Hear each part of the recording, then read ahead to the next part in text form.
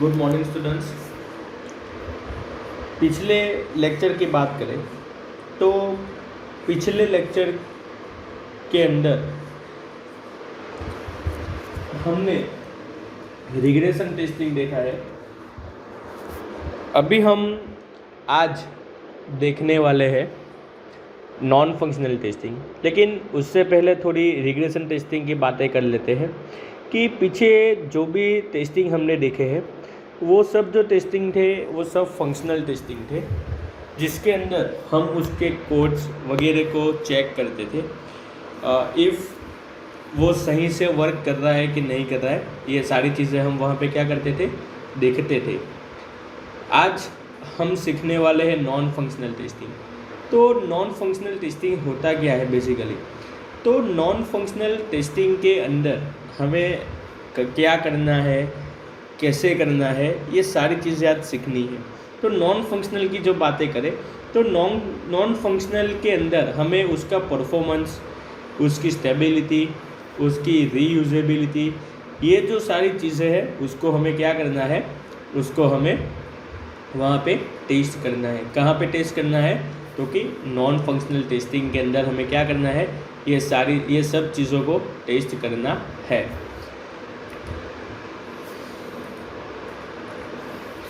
What is non-functional testing? Non-functional testing is defined as a type of software testing to check non-functional aspects like performance, usability, reliability, etc. of a software application। कि हमारे पास जो हमारा software है, हमारा जो software applications है, उसकी जो नॉन फंक्शनल एस्पेक्ट होते हैं जैसे कि परफॉर्मेंस, उसकी यूजेबिलिटीज़, उसकी रिलायबिलिटीज़, ये सारी चीज़ को हमें क्या करना है, नॉन फंक्शनल टेस्टिंग के अंदर उसको टेस्ट करना है। It is design to test the readiness of a system as per non functional parameters which are never addressed by functional testing. कि हमें यहाँ पे क्या करना है, तो हमें यहाँ पे जो भी नॉन फंक्शनल पैरामीटर्स है हमारे सिस्टम के, उसको बन जाने के बाद, उसकी डिज़ाइन हो जाने के बाद, वो रेडी हो जाने के बाद हमें हमारा जो सिस्टम है, वो सिस्टम के जो भी नॉन फंक्शनल पैरामीटर्स है उसको हमें यहाँ पे चेक करना है। An excellent example of non-functional test would be to check how many people can simultaneously log into software। हम एक अच्छे एग्जाम्पल की बात करें नॉन फंक्शनल टेस्टिंग का, तो सबसे अच्छा एग्जाम्पल क्या है, तो हमें ये चेक करना है कि हमारा जो सॉफ्टवेयर है वो सॉफ्टवेयर में साइमल्टेनियसली यानी कि एट अ टाइम कितने पीपल एक साथ में लॉगिन कर सकते हैं। जैसे हम बात करें हमारे गवर्नमेंट वेबसाइट्स की, तो अगर हम बात करें जीएसटी पोर्टल्स की, तो एक बार जीएसटी पोर्टल्स पे आप जाइए। जीएसटी पोर्टल पे आप जैसे ही जाएंगे वहाँ पे आप कई सारे लोग एक साथ में लॉगिन करेंगे, तो क्या होता है कि जो गवर्नमेंट जो साइट है, जो जीएसटी की जो साइट है, वो साइट डाउन हो जाती है। ठीक है, तो वहाँ पे परफॉर्मेंस का इश्यू है, उसकी जो वेबसाइट है वो अच्छे से परफॉर्मेंस नहीं दे रही है। तो हमें क्या करना है, तो हमें सबसे पहले एक अच्छा एग्जांपल हमने यहाँ पे लिया है कि हमारा जो सिस्टम है, हमारा जो सॉफ्टवेयर है, उसके अंदर एट अ टाइम कितने लोग एक साथ में लॉगिन कर सकते हैं, तो हमें वो चेक करना है। Non functional testing is equally important as functional testing and affects client satisfaction। Non functional testing जो है वो एक उसका इम्पोर्टेंट क्या है, उसका महत्व क्या है, तो उसका इम्पोर्टेंट ये है कि हम जब भी नॉन फंक्शनल टेस्टिंग करेंगे तो नॉन फंक्शनल टेस्टिंग से हमें पता तो चल ही जाएगा कि हमारा जो सॉफ्टवेयर है, हमारा जो एप्लीकेशन है, उसका परफॉर्मेंस कैसा है, उसकी यूजेबिलिटीज़ कैसी है, वो अच्छे से चल रहा है कि नहीं चल रहा है, और साथ साथ में हमारा जो क्लाइंट है वो क्लाइंट का सेटिस्फेक्शन भी, यहाँ हमारे क्लाइंट जो है वो क्लाइंट को सेटिस्फेक्शन भी मिल जाएगा। In this tutorial we will learn, हम ये ट्यूटोरियल के अंदर क्या क्या चीज़ पढ़ने वाले हैं, आज स्टडी करने वाले हैं। तो कि objectives of non functional testing, characteristics of non functional testing, non functional testing parameters, type of testing, non functional testing types and examples, test cases, non functional testing. हम ये सारी जो चीज़ें हैं वो आज के ये ट्यूटोरियल में हम स्टडी करने वाले हैं। Objectives of non functional testing, हमारे जो नॉन फंक्शनल टेस्टिंग्स है उसके ऑब्जेक्टिव्स क्या है। तो पहला तो है non functional testing should increase usability, efficiency, maintainability and portability of the product. कि नॉन फंक्शनल टेस्टिंग जो है वो हमारी जो प्रोडक्ट है, हमारा जो सॉफ्टवेयर है, हमारे जो एप्लीकेशंस है उसकी यूजेबिलिटी, उसकी एफिशिएंसी, उसकी मेंटेनेबिलिटी और उसकी जो पोर्टेबिलिटी है उसको वो क्या करता है, उसको इंक्रीज करता है। Helps to reduce production risk and cost associated with non functional aspect of the product. कि ये हमें किस तरह से मदद करता है, तो हमारा जो भी प्रोडक्शन है, हम जो भी प्रोडक्ट बनाते हैं उसके अंदर जो रिस्क है, उसका जो कॉस्ट है उसको ये क्या करता है, रिड्यूस करता है। Optimise the way product is installed, setup, executes, managed and monitors.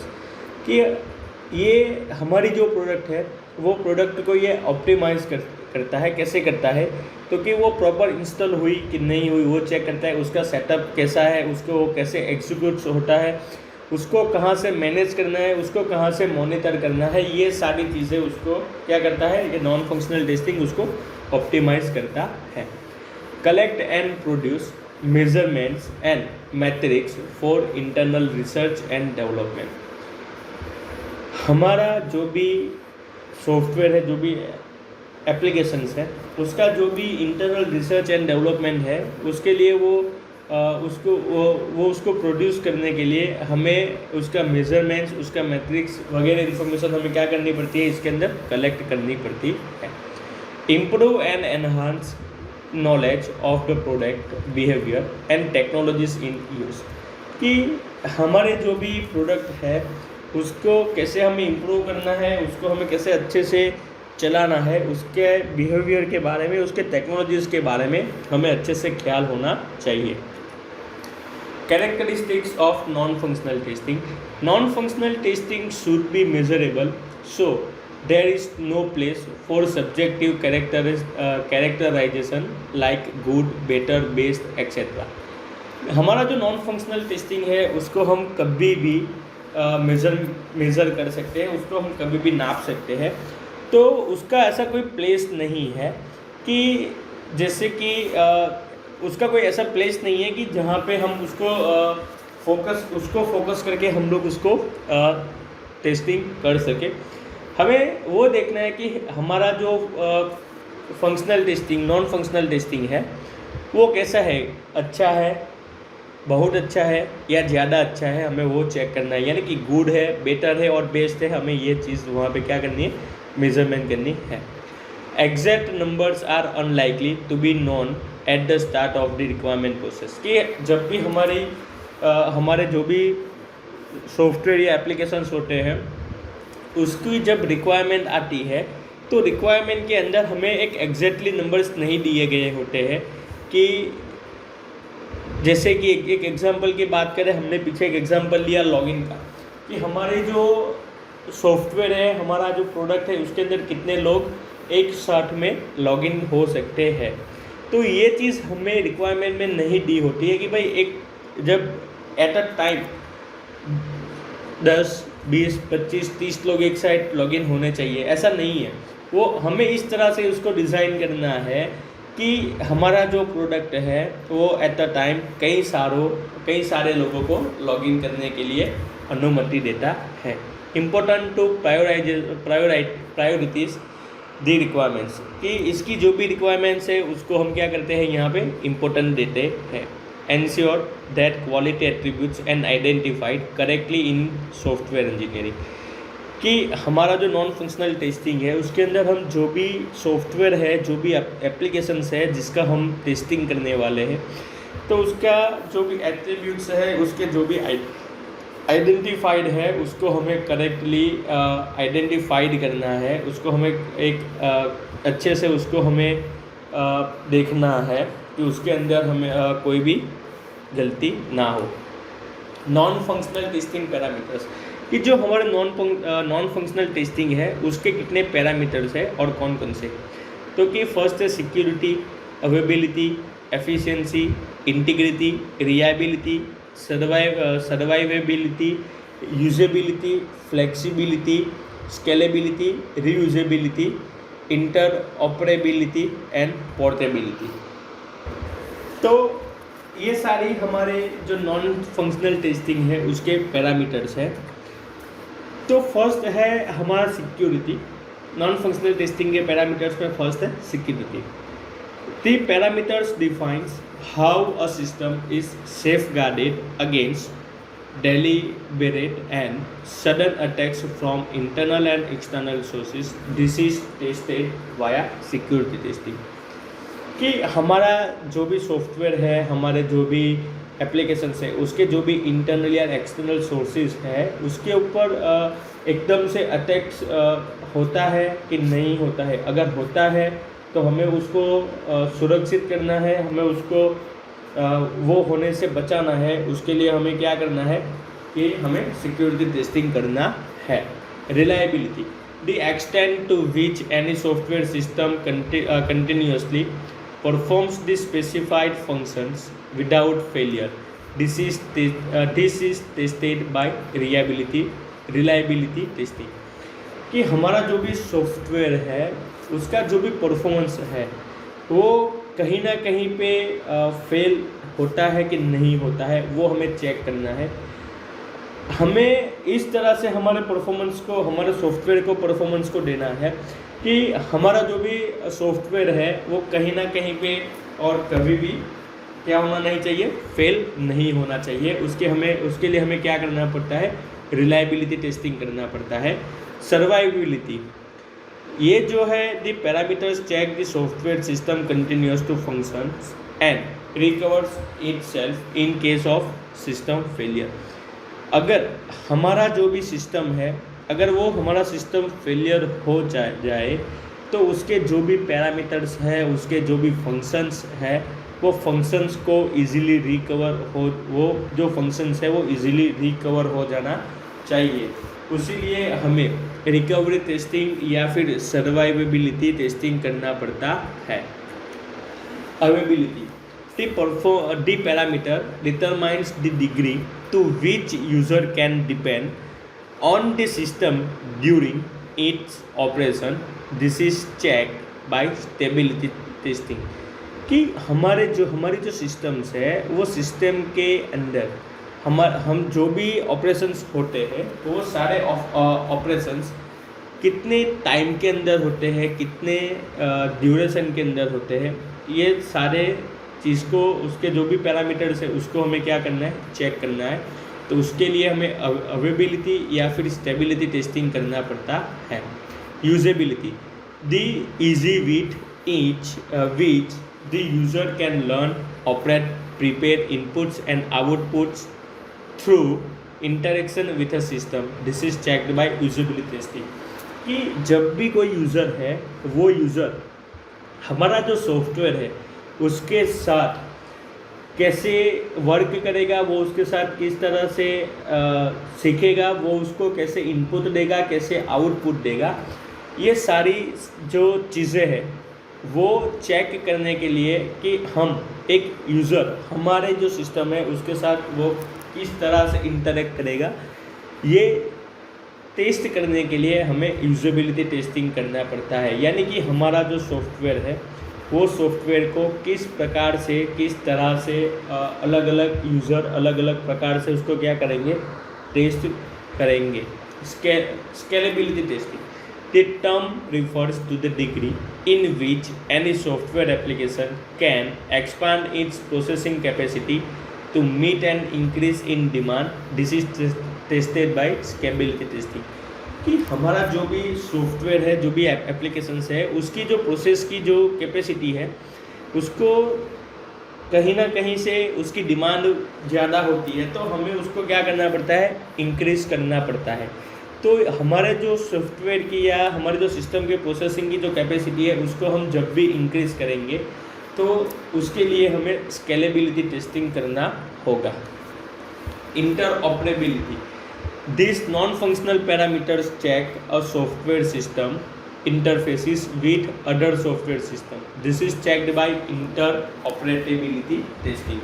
यहाँ पे क्या होता है इंटरऑपरेबिलिटी में कि उसका जो नेम है वो नेम ही हमें सजेस्ट करता है कि हमारा जो सिस्टम है, हमारा जो सॉफ्टवेयर है, उसके जो भी इंटरफेस है, उसका जो भी पैरामीटर्स है, वो पैरामीटर्स को हमें किसी और सॉफ्टवेयर के सिस्टम के साथ या कोई और सिस्टम के पैरामीटर्स के साथ उसको हमें क्या चेक करना है, उसको हमें चेक करना है। उसको हम कहेंगे interoperability testing. Efficiency, the extent to which any software system can handles capacity, quantity and response time.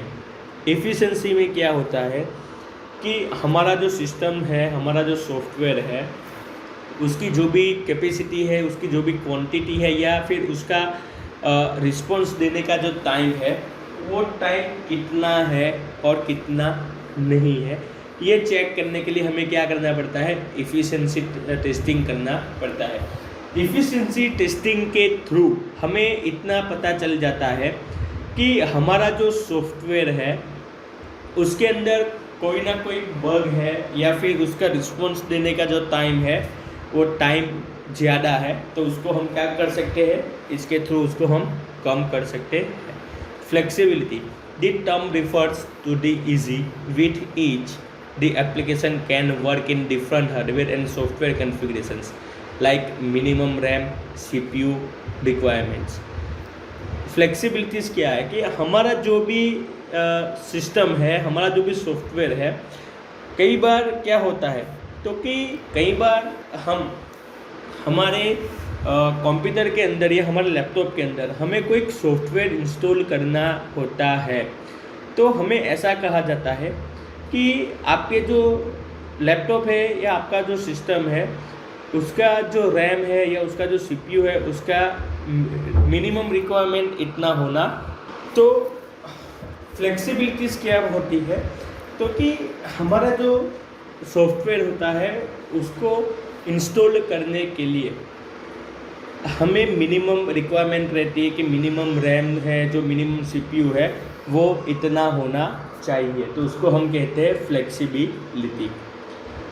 Portability, the flexibility of software to transfer from its current hardware और सॉफ्टवेयर एनवायरनमेंट, कि हमारे जो भी हमारा जो हार्डवेयर या software environment है उसको हमें हमारे नए सॉफ्टवेयर को चलाने के लिए उसके अंदर कई सारे चेंजेस करने पड़ते हैं, जिसको हम कहते हैं पोर्टेबिलिटी।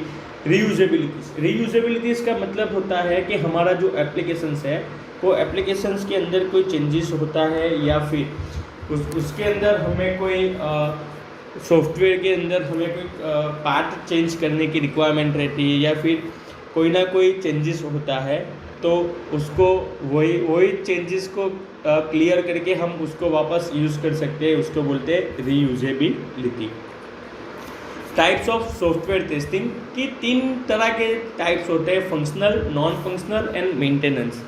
उसमें से हमने फंक्शनल स्टडी कर लिया है जिसके अंदर हम कोड वगैरह चेक करते हैं, नॉन फंक्शनल हम अभी पढ़ रहे हैं, और मेंटेनेंस जो हम आगे स्टडी करने वाले हैं। यहाँ पे हमें 3 टाइप्स दिए गए हैं। फंक्शनल के अंदर कौन कौन से हैं, नॉन फंक्शनल के अंदर कौन कौन से हैं, और मेंटेनेंस के अंदर कौन कौन से हैं। मेंटेनेंस के अंदर हमने रिग्रेशन टेस्टिंग जो है वो स्टडी कर लिया है, सिर्फ मेंटेनेंस टेस्टिंग बाकी है जो हम अगले लेक्चर्स के अंदर करने वाले हैं। नॉन फंक्शनल टेस्टिंग टाइप, तो यहाँ पे आपको कई सारे टाइप्स दिए गए हैं, ये सारे हमारे नॉन फंक्शनल टेस्टिंग के टाइप्स हैं।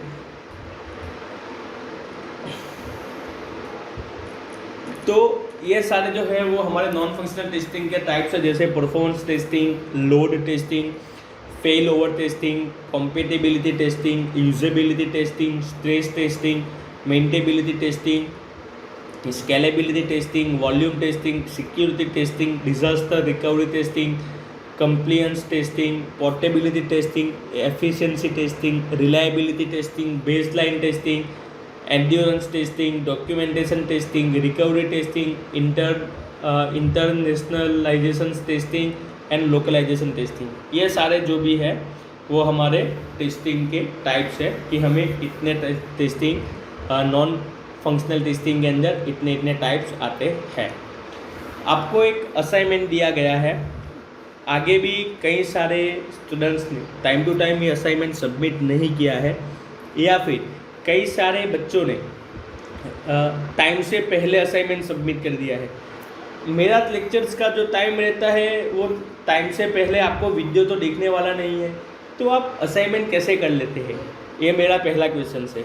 और दूसरा मेरा क्वेश्चंस नहीं है, लेकिन उसका आंसर मैं देना चाहूँगा कि आप जो भी जल्दी असाइनमेंट लिख के भेज देते हो वो असाइनमेंट मैं सबमिट अप्रूव नहीं करूँगा, उसको मैं रिजेक्ट कर दूँगा। तो प्लीज़ जब भी मेरा लेक्चर ख़त्म हो, मेरा वीडियो लेक्चर ख़त्म हो, उसके बाद आपको ये दो जो फंक्शनल टेस्टिंग है वो मुझे आपको लिख के भेजना है। तो मेरा जो बेसिकली पीरियड होता है, लेक्चर्स होता है, वो हमारा 1 घंटे का होता है। उसके अंदर हम बेसिकली 5 to 30 मिनट्स का हम लेक्चर होता है। बाकी की जो 30 मिनट्स बचती है उसके अंदर हमें क्या करना है, क्योंकि हमें ये जो असाइनमेंट है वो असाइनमेंट को हमें लिख के भेजना है। तो प्लीज़ आज से यही करिएगा कि असाइनमेंट मुझे आप जब भी मेरा वीडियो लेक्चर ख़त्म हो उसके बाद ही सबमिट कराए, ठीक है। चलिए हम मिलते हैं नेक्स्ट लेक्चर के अंदर।